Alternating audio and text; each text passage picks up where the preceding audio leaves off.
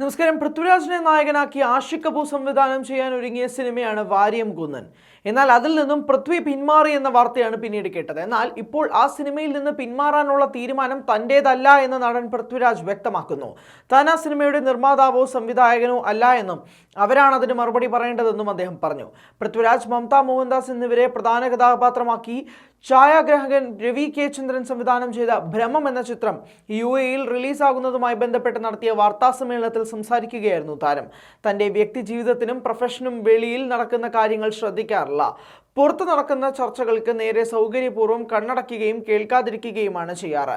എൻ്റെ ജീവിതവും തൊഴിൽ മേഖലയും അതാണ് എന്നെ പഠിപ്പിച്ചതെന്നും അദ്ദേഹം പറഞ്ഞു. മലയാളം സിനിമ OTT പ്ലാറ്റ്ഫോമിൽ വന്നത് എല്ലാ നിലയ്ക്കും ഗുണകരമാണ്. തിയേറ്ററിൽ സിനിമ കാണുമ്പോഴുള്ള ആസ്വാദനം ലഭിക്കില്ല എങ്കിലും രാജ്യാന്തര തലത്തിൽ മലയാള സിനിമകൾ ചർച്ച ചെയ്യപ്പെടുന്നത് സന്തോഷകരമാണ്. OTT വന്നപ്പോൾ മാത്രമല്ല, അതിന് മുൻപും മലയാളത്തിൽ മികച്ച ചിത്രങ്ങൾ ഉണ്ടായിട്ടുണ്ടെന്നും പൃഥ്വി പറഞ്ഞു. അന്ധാധുൻ എന്ന ഹിന്ദി ചിത്രത്തിന്റെ മലയാളം റീമേക്കാണ് ഭ്രമം.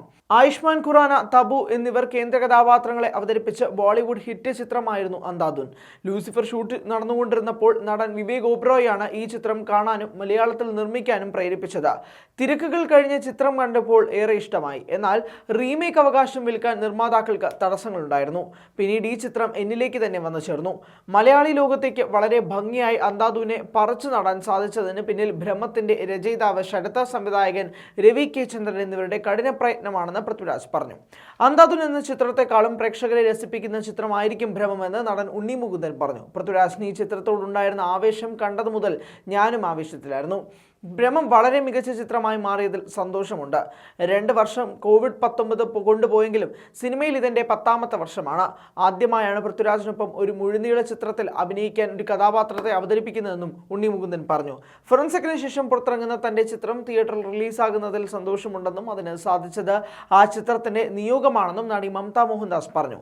രവി കെ ചന്ദ്രൻ സംവിധാനം ചെയ്യുന്നതും അന്ധാധുൻ ഏറെ ഇഷ്ടമായതുമാണ് ഭ്രമത്തിലേക്ക് എന്നെ ആകർഷിച്ചത്. തബുവിൻ്റെ വലിയ ആരാധികയാണ്. അന്ധാധുനിൽ തബു തന്റെ കഥാപാത്രത്തെ അവതരിപ്പിച്ചിരിക്കുന്നത് വ്യത്യസ്ത രീതിയിലാണെന്ന് മമത പറഞ്ഞു. സംവിധായകൻ Ravi K Chandran, AP international managing partner Sanjay Wadhwa, RJ Arfaz എന്നിവരും വാർത്താ സമ്മേളനത്തിൽ പങ്കെടുത്തു. ഇന്ത്യയിൽ ആമസോൺ പ്രൈമിനോടൊപ്പം ഇന്നലെ രാത്രിയോടെ ചിത്രം റിലീസ് ചെയ്തു. UAE-യിലെ തിയേറ്ററുകളിൽ പ്രദർശിപ്പിച്ചു തുടങ്ങുകയും ഇന്ന് തന്നെയായിരിക്കും.